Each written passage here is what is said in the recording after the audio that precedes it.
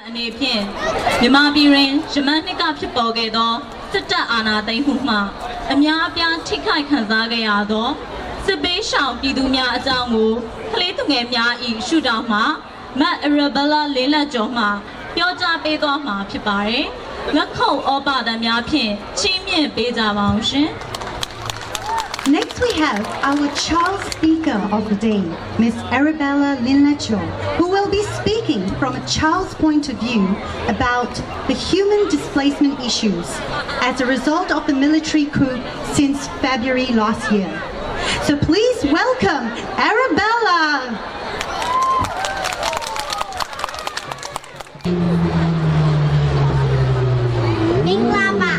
Hello, good afternoon. My name is Arabella. First of all, I'd like to say thank you to the host of this event, Australia-Burma Community Development Network. I am told that this is the 6th time ABCD Network is hosting Myanmar Traditional Food and Culture Day with the help of volunteers from our Burmese community in Sydney. It is an honor for me to be up here today and given an opportunity to speak and raise awareness of what is happening in Myanmar. I specifically want to talk about internally displaced persons in Myanmar. You might be wondering, would I have understood these big words coming out of my mouth, like internally displaced persons? After all, I am a child, I am only 10 years old. But I am a child of parents who migrated to Australia as refugees back in the mid-1990s. My mother was only 10 years old and my dad was still a teenager at the time when they left Burma with their parents due to political uprising. My parents had always shared their stories with me and my brother. They told us how they were sad to leave behind their home, their relatives, and their friends. But they told us that they were the lucky ones who were able to leave the country and found a new and safe home in Australia. However, there is one fundamental difference between refugees and IDPs. IDPs are people who are forced to flee their homes just like refugees. But the refugees are able to cross the border, leave their country, and able to migrate to another country. However, IDPs are still stuck in their country. Some of them are still in the armed areas with violence or other threats simply cut them off from reaching the border. IDPs has to rely on their own government for protection from violence, persecution. But sadly in Myanmar, it is the military government that causes people to flee their homes. IDPs faces so many challenges. They have lost their job, their farm, properties, personal wealth, pretty much all their livelihood. Some get injured and sadly, many people have lost their loved ones, including many young children. According to United Nations, close to 1.3 million people have been displaced in Myanmar. That includes 900,000 newly displaced people who were forced to flee their homes due to violence since February 2021 military coup. 37% of displaced persons are children, and just over in the past few months, 180,000 children have been displaced across Myanmar. That's 180,000 children who are separated from their friends, their schools, and their homes. Children and their families are fleeing because they have no choice and are forced to hide out in jungles and forests and living in very terrible conditions. Their security is at risk. They have little access to food, clean water, and healthcare, let alone education. My mom once told me, we, the children, are the world's most valuable resources, and we are the best hope for the better future. I truly believe that, don't we all? Just to let you know, all the proceeds, along with your generous donations of today's event, will be donated to internally displaced persons in Myanmar. So please, show your compassion and generosity to let them know that we and the world have not forgotten about them. With your donations, we can make their lives a little bit better. Give them some love and much needed hope for the future. After all, everyone, especially children, deserve a fair chance in life. And we who can must continue to speak up and do everything in our power to make that happen. Thank you for your time. Thanks for listening. Most of all, thank you for being here and supporting this event. All right, what a great... What an insightful discussion this was. And I'm sure many of us can appreciate the complexity of this topic and how our little Arabella here had brilliantly presented it from a child's point of view. So a round of applause again for Arabella. Thank you, Arabella.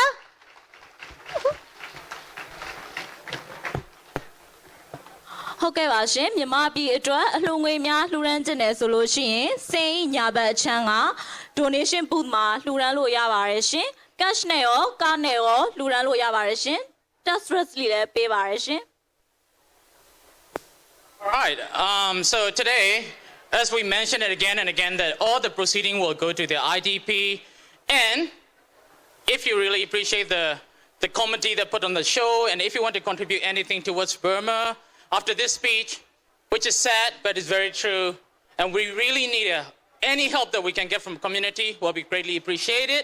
So if you want to donate any money, there's an information booth right on the right-hand side. Please proceed there, and also they can write the receipt for you so that you can claim the tax back. Thank you so much. All right, now we're going to take a break from the performance, and we got a very special guest. He is Mr. Jamie Parker. I'm sure that if you are familiar or if you are involved with the community, he is a long-standing supporter of Myanmar, from your humanitarian cause to spring revolutions. I'm sure that you see him time to time marching alongside with us on the George Street, at the High Park, and now he's here with us today at the Balmain Park. So he's the Green member for the seat of Balmain in the New South Wales Parliament. Without further ado, can I please welcome Mr. Jamie Parker on the stage, please? His name is Jamie Parker. I'm the Greens member for the seat of Balmain in the New South Wales Parliament, and I'm here so delighted to be supporting the event today because what each and every one of you are doing is so important. Highlighting the issues that are important in the community here in Australia, but most importantly, recognising that the people of Myanmar need our support. First of all, can I ask you to all join with me to thank all of the volunteers here today who have helped make this fantastic event possible. Please give them a big round of applause as thank you to all of the volunteers. I also want to thank the you can see here, the Australia-Burma Community Development Network. I want you to see this sign and this logo because this organisation is all full of volunteers who are helping make today a success. I also want to just acknowledge while I'm here recognising the people who have made it a success. All of the performances you've seen here have taken weeks and weeks of work, and I want to acknowledge all of the performers expressing their own creativity, but also expressing the creativity of so many of the ethnic groups and the ethnic people that make up the country of Myanmar. Please join with me and thank all of the performers today who have done such an amazing job representing what is an incredibly diverse country. Now, many of you will know that usually I speak at a whole lot of events and we do our slogans and we do our marching because we want to see Myanmar reach its full potential. We want to see the fantastic opportunities that are made up of such intelligent, well-educated and active community really expressed. But that, of course, has been held back. We've had a terrible impact of COVID on so many people around the country. And of course, the military coup has had a huge impact on the economy and on the health and well-being of people across the country. So today, I ask you to make sure you buy something from those stalls. And if you'd like to make a donation, you can do it at the tent over here. And I want to encourage you to become more aware of what's happening in Myanmar and use your voice to encourage peace and democracy and freedom in that country. So as a Member of Parliament here representing the community in Australia, we want to see the values of democracy and human rights, not only here in Australia, but throughout our region. And Myanmar has a very important role to play as a key regional power that should be expressing the will of the people. And the will of the people is for freedom, for democracy, and for human rights. So can I conclude just by thanking all of you for coming here today. I want to encourage you to continue that positive message about supporting rights in Myanmar, and I want to thank all of you for taking the time to support this important cause. Good afternoon and have a great day. All right, so it is so great to hear from the Jamie perspective on our country and how can we help, right? So now, we will have another special guest. And before I introduce this person, I would like to share a little bit about our country. So today, we are singing, dancing to raise awareness through our culture and performances, which is amazing.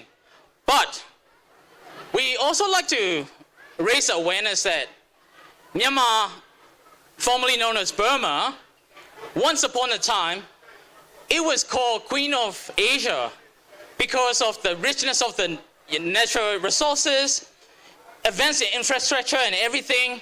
We were a proud nation. But along the way, we have been ruled by the military for over 50 years, where everything is going backwards. In 2015, we got a glimpse of the democracy under the leadership of NLD, known as National League for Democracy. The government come in, they have catching up with all the time that we have lost for over 50 years. Everything was going smoothly. We have another election back in 2021, and they have won by the landslide over 80%, 85% actually. But unfortunately, the democracy that we all voted for was taken away from us on the 1st of February 2021, nearly 20 months ago.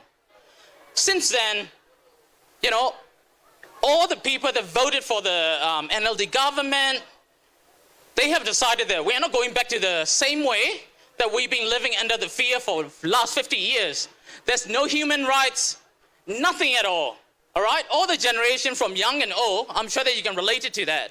So they have decided this is our generation will be the last generations live under the military rules. So what do? They go on the street, do a peaceful demonstrations. They are all kids, you know, university students, and also uprising of the civil disobedient movement, which means you disagree with the military rules, so I'm not gonna go to work, not because of they're lazy. They want to making sure that our voice are heard, so they are not going to work. And sadly, up to date, we have over 3,000 people lost their lives, and as young as 5 years old. And some of them are grandpa, mom, dad, over 3,000 people that are accountable for, okay? There will be plenty more that in a rural area fighting until now that they didn't make it to the list. It will be a lot more.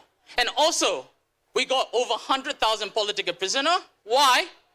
All they do is demonstrate peacefully to making sure that, you know, our legitimate government is in office rather than military. So, and I'm pretty sure that you will hear a little bit more about, you've been hearing about the internally displaced people. Now we got over 1.5 million people fleeing to the neighborhood country, not because of they don't love our country. They have no choice. The military is burning their village. They have to flee their home. And worst of all, over 7.5 million kids has been out of school. So imagine country with no education system set up and 7.5 million. That's quite a concerning number, right? So before I introduce you to the next speaker, I really want you to pay tribute to all the heroes that lost their lives, sacrificed their livelihood and everything, so that, you know, this is going to be our last generation to live under the fears of the military rule. So on the note, if you're around here sitting, standing, or if you're around the park, I would like to pay 1 minute of silence for their sacrifice that they have made so far, okay? So I will keep the time, and then in the moment, if you're walking or cooking or anything like that, can you please give your 1 minute of silence to contribute all our fallen heroes? And your time starts now.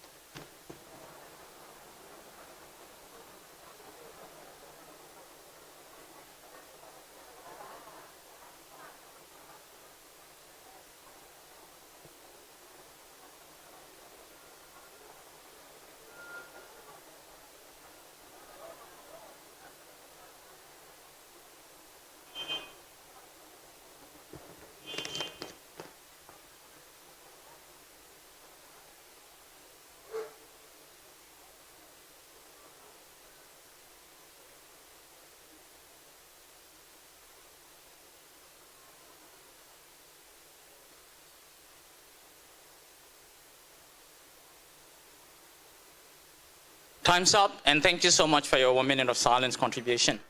All right, I'm so sorry to share this story. It is sad, but it is true. We all have to know that, you know. What we can ask you to do is that after you finish attending the event today, if you ever see anything that you can involve to support the cause of Myanmar by donating, or just tell the story that we share with you today to your friends or family who is not aware of the Myanmar situation, it can help a lot for us. All right, without further ado, I would like to invite National Unity Government Representative to Australia, DrTunAungShwe, to the stage, which I will be doing Q&A with him for about 10 minutes. Can I please get a round of applause for DrTunAungShwe, please? Thank you, Gominbai. Dr. Tun, ABCD, I would like to say thank you so much. We are aware that now you're living in Canberra and you come all the way here again to be with us today, so thank you so much for that. Okay? My pleasure. All right, so Dr. Tun, I have shared about, our country situation right now. So I would like to kick off with this questions of people hear a lot about NUG, which is a National Unity Government, and if you can share a little bit about what does NUG stand for, one, and how was it formed, that would be amazing. Thank you, Gominbai. This is a very important question. So regarding the NUG, I would like to tell you about CRPH and NUCC because it's not strong enough to explain NUG only. So, 1st of February 2021, the coup was happened. So it's happened at a few hours before the commencement of the third Myanmar Parliament in Naypyidaw. So on that day, military takeover happened, and then the people representative elected in the 2020 general election.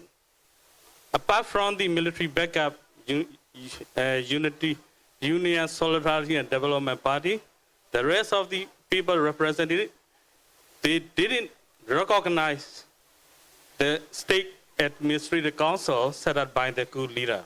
So what they did, from the day one of the military coup, the people representative, they collected the endorsement letter from people representative and trying to form a representing body because, they are not able to take a seat because of the coup. So on the day 3, 3rd February, over 70 people representative, they took the oath of office and then they pledged they're going to serve people of Myanmar for 5-year term in parliament. And then the following day, 17 MP was selected as a representative of the third parliament, and then that committee is called Committee Representing Pidu Ludo, CRPH. So Pidu Ludo means the federal parliament. Then the CRPH make an announcement on next following day that CRPH does not recognize the legitimacy of the state administrative council, and then accuse the military junta Mya Aung Hlaing and his associate. They violate the criminals in the Myanmar Penal Code. So this is very important. Then CRPH was formed, and then 31st of March, 2 months exactly after the coup, the CRPH announced that the Federal Democracy Charter. That Federal Democracy Charter, and the same day, the CRPH had abolished the 2008 Constitution, which is crafted by the military regime before this one. So it's mean NUG is formed based on the Federal Democracy Charter. And if you look at the Federal Democracy Charter, it is prepared based on the Federal Constitution drafted by 1990 elected people representative and then the ethnic armed organization. So I would like to say that this Myanmar revolution is not a separate one. It is following the legacy of the 1988 People Democracy Movement. Then based on the Federal Democracy Charter, the National Unity Government was formed on the 16th of April. Thank you, Dr. Tun, for all the detailed explanations. Even like me, I just know the 1988 uprising when I was a kid, and now the government that we vote for and we support is the NUG. So I know for the fact that, from the 1st of February, you have been involved a lot with the community, with the Australian Parliament, and now we are proud to say that we have an office in Canberra, and you are siding in Canberra as the at the office. So can you please explain to a little bit about the office in Canberra and your role within that office, please? Thank you so much. So in terms of NUG representative, there are a total of 7 representatives in 7 countries, 8 representatives in 7 countries. So in Asia and Pacific, Australia, Japan, and Korea, and Europe, Norway, Czech Republic, France, and UK. So 7 countries. So within the 7 countries, Japan, Korea, South Korea, and then Norway and Czech Republic, they have offices. And then in Australia, I closely work with CRPH and NUG Support Group Australia, and then we consider to set up the office in here. So the main reason is NUG is not a virtual organization. NUG is physically present in Australia, not virtual. And then at the beginning, the labor union offered me, we can support you to get an office in Sydney, because the labor union already supported Dr. Myanmar as a representative of the NCGUB government in 1990s. So I accepted the offer and then requested, yes, please. And then they tried their best. After 2 months, they replied me that, no, sorry, it's not possible. We don't have enough funding, these sort of things.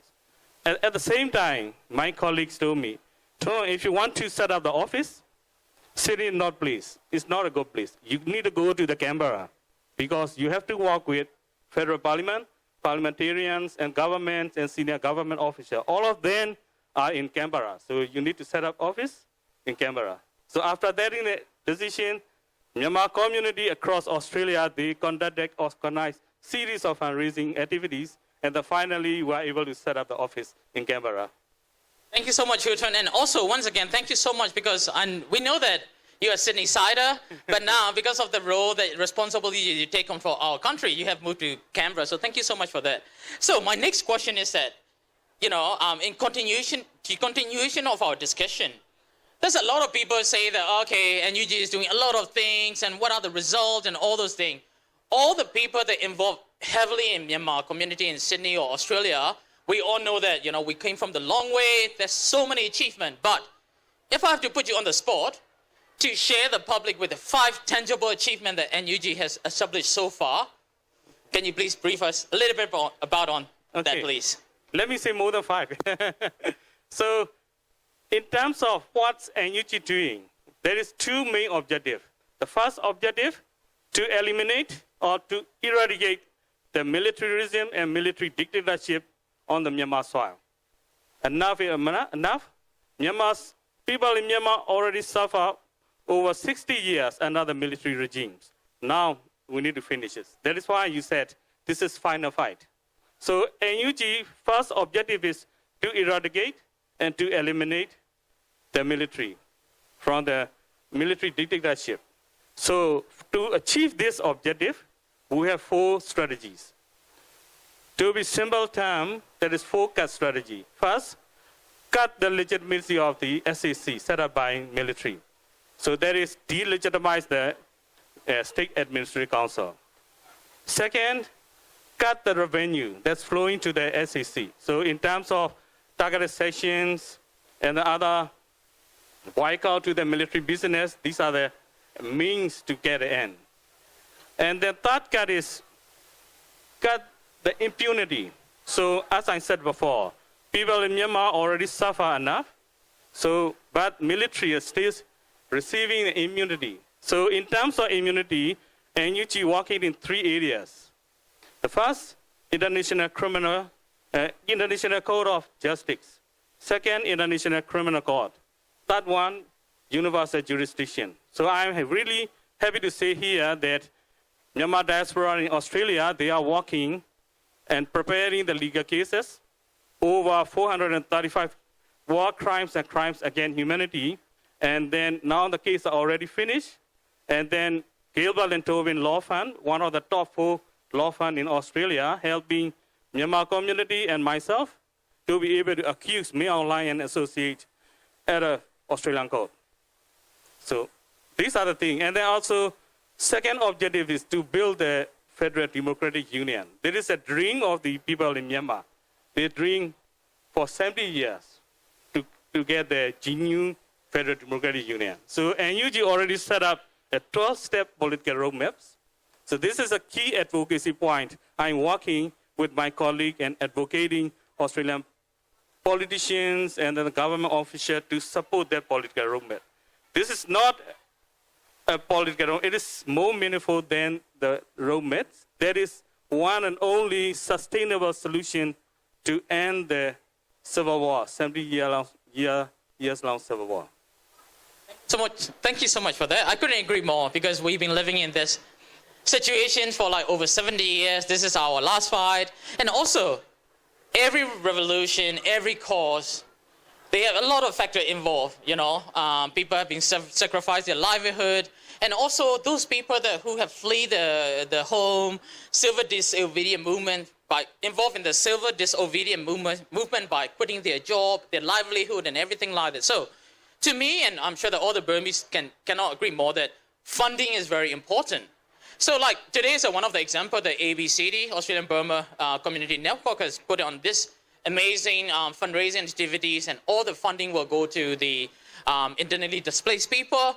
On that note, what would you like to share the message to the Burmese community and general public on if they would like to donate, or, you know, in a sustainable way or anything like that? What sort of funding are the most needed right now for us to get to our achievement? Okay. So in terms of financing our revolution and to restore the democracy and human rights, the National Unity Government Ministry for Planning, Finance and Investment, there is a focal ministry to generate the revenue for the government.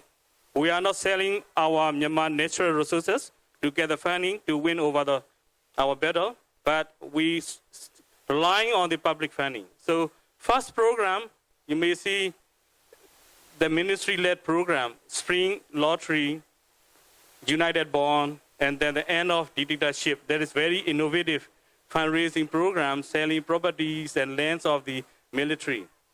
And also, NUG is working with globally organized fundraiser. So it's called OFP program, Official Fundraiser Program. So that Official Fundraiser Program running several fundraising programs. One of them is the logistic program, Topo program. And then also NUG working with individual champions, like individual champion. In Australia, there are a lot of individual champions running a lot of fundraising activities. So these are the things NUG working. Thank you for that. So now, it led to the last questions. You know, in Australia, we are all living in Australia.